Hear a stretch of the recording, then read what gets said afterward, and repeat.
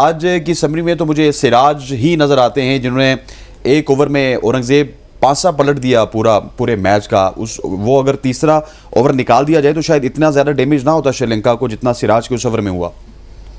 जी बिल्कुल, बहुत जबरदस्त बॉलिंग। पहला ओवर जो है सिराज ने बैटन किया और पहले ओवर में भी जो उनको स्विंग मिला तो उससे मेरे ख्याल में उसको पता चल गया था कि आउट स्विंग पे बॉल ज्यादा निकल रहा है। फिर आते ही जो अगला ओवर उन्होंने किया जिसमें उन्होंने 4 विकेटें ले ली, तो मैं कहता हूँ कि बहुत जबरदस्त बॉलिंग की। और थोड़ा सा क्रेडिट यहाँ पे रोहित शर्मा को मैं देना चाहूंगा। जैसे भी थी हालात, जो भी थे, पिच जैसे भी थी, जो भी हुआ, बारिश थी, श्रीलंकन प्लेयर कैसे खेले वो एक अलग मैटर है। लेकिन जब सिराज एक एंड से बॉलिंग कर रहे थे, दूसरे एंड से जसप्रीत बुमराह को कोई हाफ स्विंग जो है वो नहीं मिल रही थी, तो उन्होंने जब चेंज किया हार्दिक पांड्या को तो एक ही ओवर हार्दिक पांड्या ने डाला। तो जब रोहित शर्मा ने देखा कि ये इस एंड से बॉल जो स्विंग नहीं हो रहा, तो फिर उन्होंने एक ओवर कुलदीप यादव से करा के दूसरे एंड पे वापस लेके आए हार्दिक पांड्या को, और हार्दिक पांड्या ने आते ही 3 प्लेयर को आउट कर दिया। तो ये जो ट्रिकी बॉलिंग चेंज होती है, जैसे हम बाबर आजम को कहते हैं कि वो ट्रिक जो है सीखते नहीं है, स्पिनर लगाते हैं तो स्पिनर ही लगा देते हैं, तो थिंकिंग जो थी रोहित शर्मा की वो भी बड़ी जबरदस्त थी। और फिर जिस तरह से ओपनिंग के लिए वो खुद नहीं है, ईशान किशन को भेज दिया। एक तो यंगस्टर थे, वर्ल्ड कप के लिए वो तजर्बात भी कर रहे हैं, और दूसरा थोड़ा सा रोहित शर्मा पे अपना भी प्रेशर था इस वर्ल्ड कप में, इस एशिया कप में उन्हें ज्यादा रन किए नहीं, एक तो 50s उनकी जरूर है, तो वो भी उनको था कि शायद हो सकता है मैं जल्दी आउट हो जाऊं तो एक एक्स्ट्रा प्रेशर पड़ जाएगा। तो ये बड़ी स्मार्ट किस्म की थिंकिंग थी रोहित शर्मा की आज पूरे मैच में। अच्छा, रोहित की स्मार्ट थिंकिंग की ठीक कहा इन्होंने, और ये स्मार्ट थिंकिंग हमारे कैप्टन में क्यों नहीं आती? हम जब देखते हैं कि लेट्स सपोज नसीम शाह को या शाहीन शाह अफरीदी को विकेट्स मिल रहे होते थे तो एकदम से शादाब खान आ जाते थे, या फिर इफ्तिखार आ जाते थे, या फिर सलमान अली आगा। वो बाबर आजम ना कहीं एडजस्ट करने की कोशिश करते थे कि प्रेशर बना हो तो शायद इसके ओवर निकल जाएँ या ये भी विकेट ले जाए। तो ये थिंकिंग जो है एज ए कैप्टन कब जो है ना थोड़ा सा इंप्रूव करेंगे हमारे बाबर आजम? देखिए हसनैन भाई, हमेशा से कैप्टन जब एक फास्ट बॉलर अपना खास करके फास्ट पेस बैटरी की मैं बात करता हूँ, जैसे ये बात कर रहे हैं कि जब पेस बैटरी आपकी विकेट्स ले रही होती है, दैट मीन्स के जो कोऑर्डिनेशन कैप्टन की और बॉलर की आपस में लगी रहती है कि तुम्हें स्विंग मिल रहा है, तुम्हें एयर स्विंग मिल रहा है, या पिच से तुम्हें कोई सपोर्ट मिल रही है, नहीं मिल रही। अगर बाबर आजम के पूरा टेन्योर को मैं उठा के देखूँ, देखिए बैटिंग पे ऑब्वियसली मैं उनके कोई ऑब्जेक्शन लगा सकता, one of the best batsman है दुनिया के। हमेशा एक वो कहते हैं ना, बॉलर या बैट्समैन बड़ा वो होता है जो अपने बल्ले से जवाब देता है, वो देते हुए आए हैं। कैप्टनसी पे अगर आऊँ तो आप अगर पूरे रिकॉर्ड भी अगर आप हाईलाइट्स भी निकाल के देख लें, वो कितनी दफ़ा जाके बॉलर से बात करते हैं। कभी आपने देखा उनको बात करते हुए?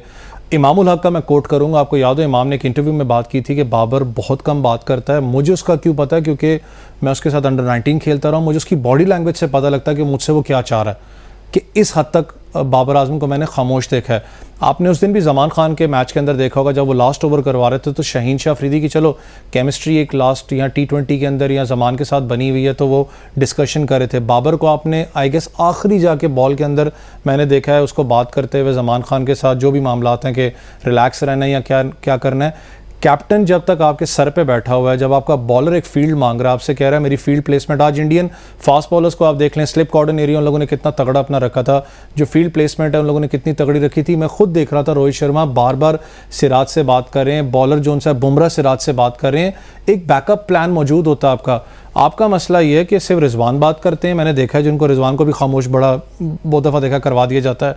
उसके बाद मैंने देखा है कि हारिस थोड़ा बहुत बात करते हैं, शाहीन बात कर लेते हैं। उसके अलावा मैंने कभी नहीं देखा बाबर आजम को भाग के बॉलर के पास जाएँ, क्या इशू है, क्या मामला है। अगर आप एक साइड पर खड़े हो कि अगर आप के ज़हन में वो बात चल रही हो कि जी अपना अब क्या होगा, मैं किस रिप्लेसमेंट को यहाँ पर लेके आऊँ, क्या ना लेके आऊँ। पिछले मैच में भी आपने बाबर आजम को देखा होगा कि फ्रस्ट्रेशन उनकी चेहरे पे नज़र आ रही थी आपको। यहाँ पर फिर देखें, ठीक है क्रिकेट अपनी जगह है, मुल्क अपनी जगह है, लेकिन महेंद्र सिंह धोनी आपके सामने सबसे बड़ा एग्जाम्पल था। कोई भी सिचुएशन थी, जितना रिलैक्स मैंने MS धोनी को देखा है क्रिकेट वर्ल्ड के अंदर, मैंने किसी कप्तान को नहीं देखा। वो बड़ा आखिरी टाइम तक थिंक टैंक को करते रहते थे, मैंने करना क्या, वो डिस्कशन करते रहते थे। बाबर, जब तक कम्युनिकेशन स्किल्स नहीं होंगी आप ऐसे ही मार खाते रहेंगे।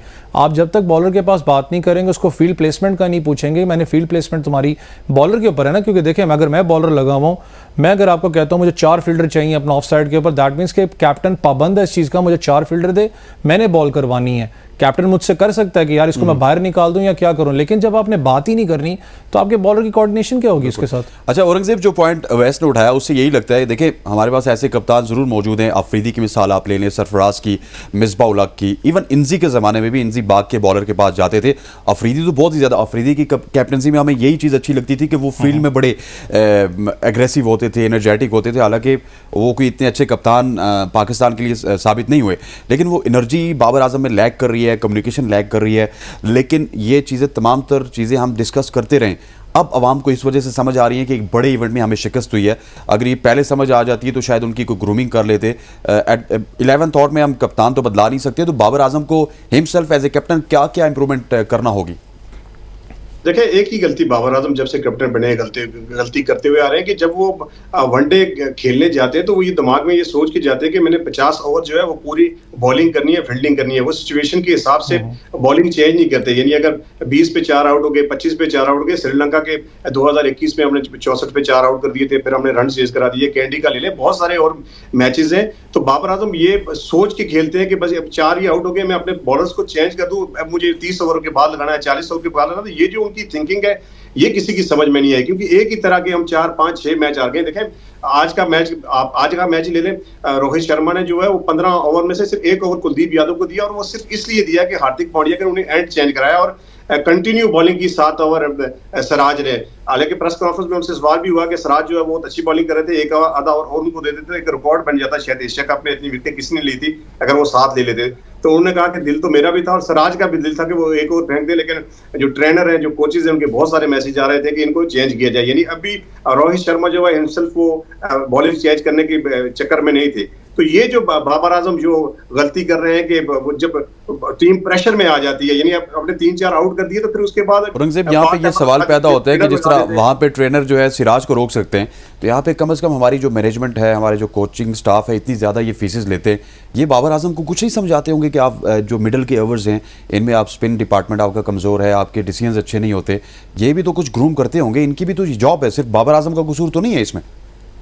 बिल्कुल आप सही कह रहे हैं। और बॉलर्स जो है वो, जैसे मेरे भाई ने अभी थोड़ी देर पहले बात की कि वो अपनी फील्ड करते हैं, फिर शाहिनशाह अफरीदी हैं, रिजवान हैं, सीनियर प्लेयर हैं, उनको ये पता होना चाहिए। आखिरी मैच जब हम आ रहे हैं तो यकीन माने जो मीडिया बॉक्स में बैठे सारे जर्नलिस्ट जो चीख रहे थे कि आपको 1 रन बचाना है और आपने सिर्फ 5 फील्डर दायरे के बाहर रखे, 4 फील्डर दायरे के अंदर रखे। तो ये फील्ड प्लेसमेंट तो किसी को भी, अगर बाबर आजम को ये समझ नहीं है तो कोई भी बता सकता है, बाहर से मैसेज जा सकता है, कोच खुद ग्राउंड के अंदर जा सकता है, कोई मसला नहीं है। मुझे समझ नहीं आ रहा कि क्या थिंकिंग है, या तो फिर बाबर आजम को उन्होंने फ्री हैंड दिया हुआ है कि जो मर्जी वो करें। पर ये है कि बाबर आजम को बहुत ज्यादा कुछ सीखने की जरूरत है, और स्पेशली ये जो 50 ओवर का सोच के वो मैदान में आ जाते हैं, तो ये उनको सोचने की जरूरत है। क्योंकि टीमें जैसे आज आपने देखा कि वो 1 ओवर में 4 आउट हो गए थे, तो फिर 15 ओवर के अंदर ही उन्होंने सारी टीम आउट कर दी।